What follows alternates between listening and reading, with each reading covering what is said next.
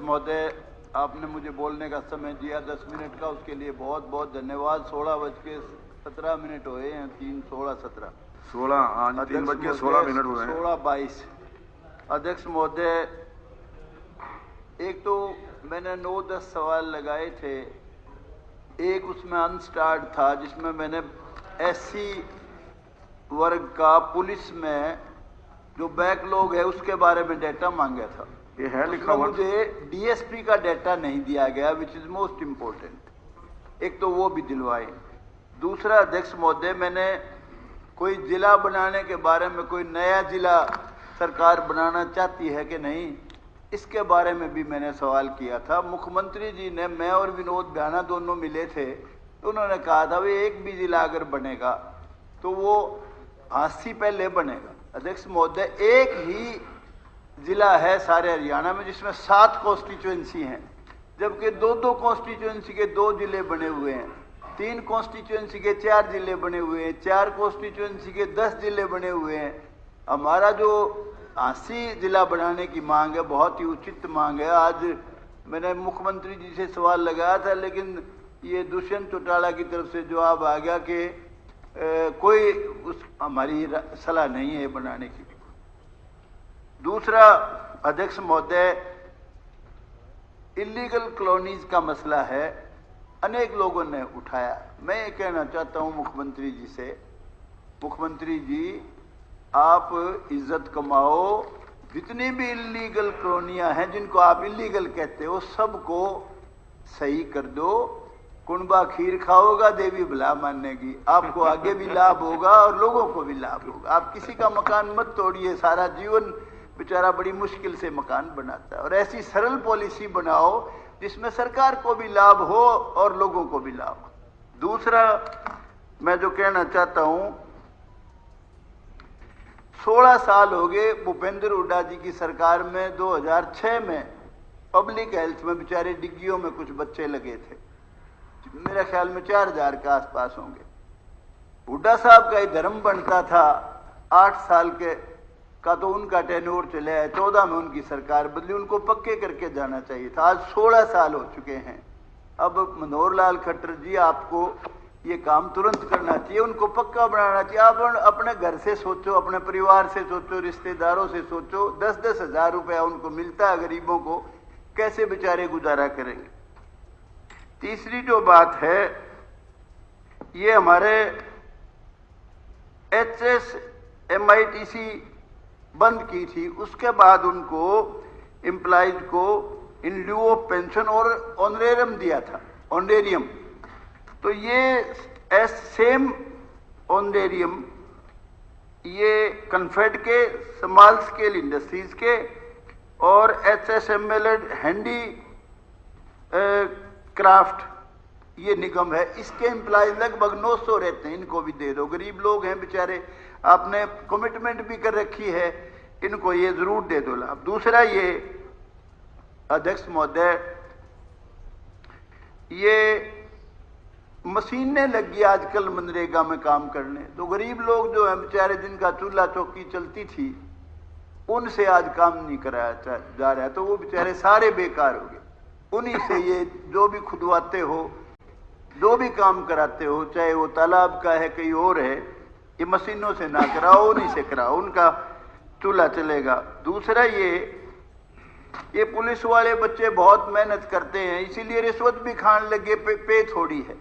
चंडीगढ़ में ज्यादा, पंजाब में ज्यादा, पंजाब के समान इनका पे स्केल कर दो, बड़ा भला मानेंगे, आपको भी लाभ होगा आगे। और दूसरा सबसे बड़ी बात जो कहना चाहता हूं, जब हम चुनाव लड़ रहे थे, सड़कें बनने लग रही थी, कैप्टन अभिमन्यु जी मंत्री थे उस समय। अध्यक्ष महोदय, 80 से जींद की सड़क बननी थी, जींद तक की तो नहीं बनी, क्योंकि वहां बेचारे डॉक्टर साहब बड़े अच्छे आदमी थे, खट्टर साहब की तारीफ भी करते थे, लेकिन पावर में नहीं थे। राजस्थल के बाद 15 किलोमीटर सिंगल रोड है, और जितनी सड़क बनी थी सारी टूट गई। जितनी सड़कें नारनौंद हल्के में, आप एक डेलीगेशन ऑल पार्टी का वहां भेज दो, सारी सड़कें जर्जर हालत में, सारा ही माल पी के सब ने खा के टोटल का टोटल, कहीं भी कोई वो नहीं डाल रखा है ये तारकोल। और अब जो बनने लग रही है उनकी हालत भी बहुत दयनीय है अध्यक्ष महोदय, ये बहुत गौर करने बात है। मैं लूज टॉक नहीं करना चाहता, पता नहीं क्या क्या कहते हैं लोग, भाई हम क्या करा जी, कैसे सड़क बना देंगे, हमारे तो एडवांस ले रहे हैं, पहले ही ले रहे हैं ठेका देने के मारे, इस तरह की लूज टॉक करते हैं। तो ये बहुत गौर करने का विषय है अध्यक्ष महोदय। 5 करोड़ की मुख्यमंत्री जी ने घोषणा की थी HRDF के मार्ग, उसमें से मैंने कई महीने हो गए दिए को, जो जब ये गई म्युनिसिपल कमेटी नारनौंद के बारे में कहने लगे जी कई लाख के, तो उन्होंने कह दिया ये तो इस कानून में बनते ही नहीं HRDF। जैसे गौशाला हमारी, जैसे हमारी कई धर्मशालाएं हैं, कई मंदिर के रास्ते हैं, कहने लगे जी ये तो out of municipal committee limit है, जबकि नारनौंद का हिस्सा है वो, तो ये उसमें भी शामिल किया जाए। और जो म्युनिसिपल कमेटी के लिए भी जो दिए थे हमने मांग, उसके बारे में भी वो बैरा जी लेके गए होंगे, सरकार को दिया होगा, तो वो कहते हैं जी मुख्यमंत्री जी का ये आदेश आ गया कि कमेटियां अपने सोर्स से ये काम करवाए। कमेटी पर कौन सा सोर्स है जी, मेरी मुख्यमंत्री से गुजारिश, आपने कमिटमेंट करी है कम से कम तो उसको पूरा करो। दूसरा अध्यक्ष महोदय,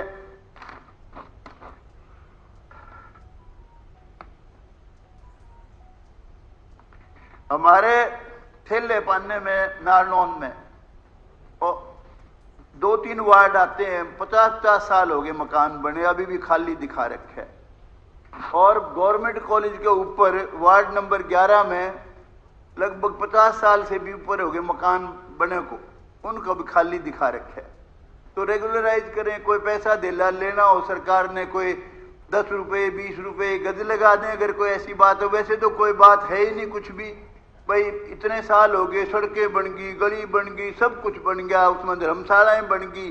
तो मेरा ये आग्रह है, एक अध्यक्ष महोदय, हॉस्पिटलों में कुछ भी नहीं, हमारे नारनौंद तो हमारा सब डिवीजन है, वहाँ एक्सरे मशीन पड़ी है खाली, कोई एक्सरे मशीन को चलाने वाला भी नहीं है। डॉक्टर जहाँ 36 या कितने चाहिए बता रहे थे जी, 7 या 8 है सारे। और बास हमारा सबसे बड़ा गांव है जी, हमारे हल्के का बास सिसाई नारनौंद बराबर के हैं, वहाँ अभी तक हॉस्पिटल में एक भी डॉक्टर नहीं था।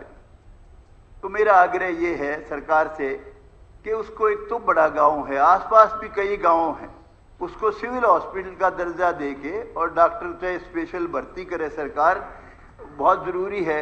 और एक 28 एकड़ ज़मीन वहाँ पड़ी है दादी सती के नाम से, और उसमें लिख दिया किसी ने तालाब तो 1 एकड़ में है जी, उसमें ज़मीन पर लोग कब्जा करेंगे।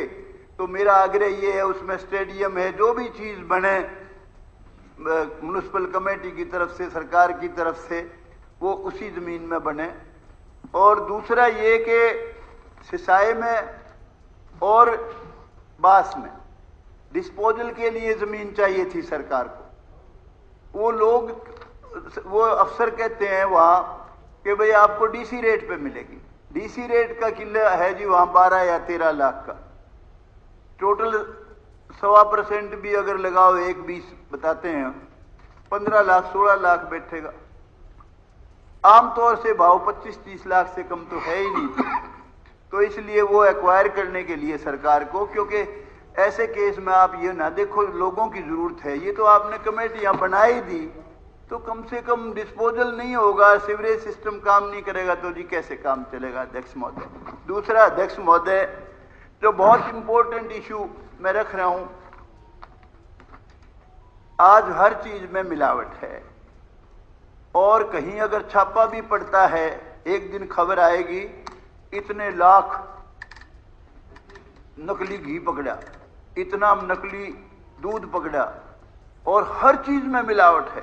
कई बार तो लोग यूं भी कहते हैं जरा स्वाद नहीं है। अध्यक्ष महोदय थोड़ा सा समय दे दो, कोई बात हो गया टाइम। 2 मिनट तो मैंने आपकी तारीफ में लगाए थे। वो डॉक्टर साहब वो तो आपका बहुत बहुत धन्यवाद।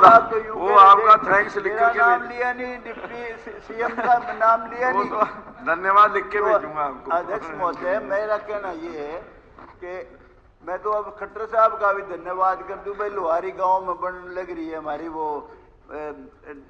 डिस्ट्रीब्यूटरी मसूदपुर की, इस बात के नाम की दे दो 2-4 मिनट। और बाकी ये स्पार्क बनाया ये कह दिया जी मैंने, उनका भी तो सरकार है वैसे तो उनने कहना चाहिए क्योंकि हाथी के पैर में सबका पैर है। अध्यक्ष महोदय ठीक है ठीक है। अध्यक्ष महोदय धन्यवाद धन्यवाद। जब तक आप कोई सख्त से सख्त कानून नहीं बनाओगे, मिलावटखोर वो अपनी नस्ल को कमजोर करते हैं, देश की नस्ल को।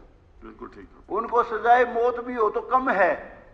अध्यक्ष महोदय एक मेरा दोस्त था बंसल, उसके रिश्तेदार की, वो मेरा बहुत जिगरी यार था, कहने लगा मैं इसकी वो देने जा रहा हूँ रोटी देने के लिए हाई कोर्ट में, बठिंडा से था जी उसका रिश्तेदार।